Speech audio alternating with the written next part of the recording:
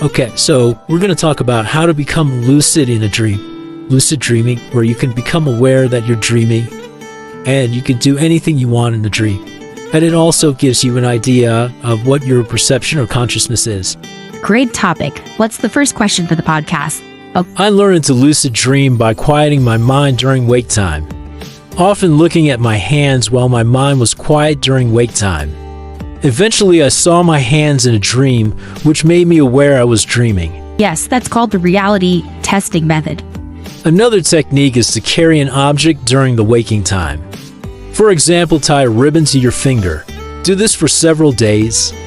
Eventually, you will see the ribbon on your finger and ask, "Am I dreaming?" in a dream, and you can take it from there. Exactly, it's another form of reality testing using a consistent, unusual object to trigger awareness in dreams. Yeah, so once you're in the dream, then you realize, well, I can do anything I want to. I've never experienced, I did it for many years. I've never experienced anything scary. I guess the scariest thing that I couldn't get over many times is when I'm flying and then I would have fear of falling. But even so, the fear wasn't that big, but I would fall and I knew nothing would happen to me. So the dreams were not bad or scary. So I run into some limitations that I want to talk about in a later podcast about our consciousness relative to something that you can learn during lucid dreaming. That sounds fascinating. Lucid dreaming can definitely offer unique insights into our consciousness. What's the next point you want to cover?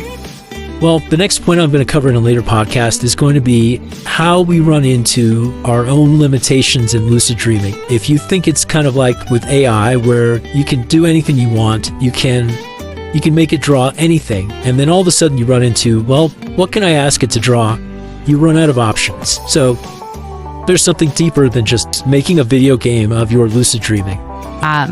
That's an intriguing angle. Exploring the deeper aspects of consciousness through lucid dreaming can reveal a lot about our mental and creative boundaries. Sounds like a great topic for a future podcast. All right, well, that concludes our podcast for today. Thank you very much. Thank you. Looking forward to the next one.